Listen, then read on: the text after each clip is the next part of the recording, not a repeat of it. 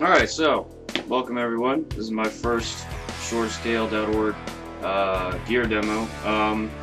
Apparently one that a lot of people want to see, at least right now, for the Jaguar HH. Very nice guitar. It's just like a regular Jaguar, at least all the circuitry is still the same.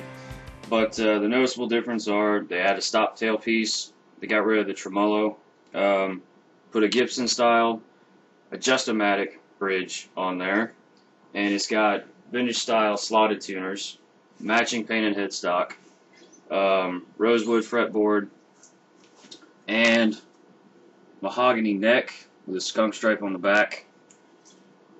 And instead of single coil pickups, the vintage ones, you've got two dragster humbuckers and all chrome hardware. So that's pretty much the differences. As with the normal Jaguar, all the switches are still the same. You got one master tone, one master volume down here for this part. This looks an awful lot like the Cyclone 2s, except my rightmost switch, the switch here, is the mid-cut for the two pickups if you were to turn that on. Your next switch would be your bridge pickup, either on or off. By the way, up is on, down is off, just like on the Cyclones. And of course your leftmost, or my leftmost, would be the neck pickup. Up here is actually an independent circuit for rhythm with its own tone and volume rollers, so it doesn't use the pots down here, and that basically just turns on the neck pickup. It's a deeper tone than if you were to use it down here. And really, if you're going to get one of these, a few things that you need to look for when you buy them. At least on mine, first look at the pickups and notice if they do that, because mine rock back and forth, and a lot of people have been saying that they do. I have not taken the pick guard off. I have not figured out what the problem is. Another thing is that the pickups themselves were not high enough. I got it home and I was playing it. Everything sounded really muddy, even for the bridge pickup, which was supposed to sound, have a little bit crisper tone. Nothing. It just sounded bad. And I looked at them, and the bridge pickup actually was set down probably a quarter of an inch lower than it is right now. Quarter inch exposed. It is exposed a lot more than the neck. And the neck pickup was set almost down to the pickup ring. For some reason, I didn't notice that right away. But when I did, I raised those up. Even with raising them, they still rock. Mostly the bridge rocks. Another thing is that this guitar does buzz. I haven't found the sweet spot for the setup yet. But it buzzed a hell of a lot more than than now. And to cut that down, and also the bridge, might as well say this too, is that the bridge, check and see if it rocks, because mine was actually loose. You could twist it back and forth. So I basically raised it, took care of the buzzing, took care of the rocking. Simple enough. And those are really the only annoyances that I've come across. It does sound really good, despite what people say about the pickups. They could be a little bit higher output, but they're alright for, stock. Possibly the only thing that they aren't good for is the rhythm, at least the neck, especially if you turn the tone down. It just sounds muddy, not very defined. So yeah, that's basically it. Other than that, since it's all chrome, you're going to be getting fingerprints all over this, and a lot of people say that the knobs down here, they don't like them. I agree with that now. You cannot tell exactly where you're setting the knobs. They don't have, the marker that's on them is actually just a little notch, and to be able to see that is ridiculous. So I would take Mustang knobs over anything right now. Probably.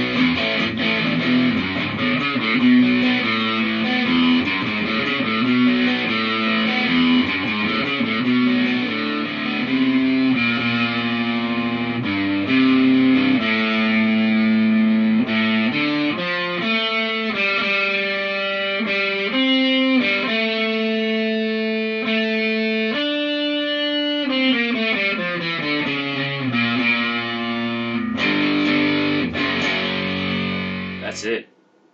Peace.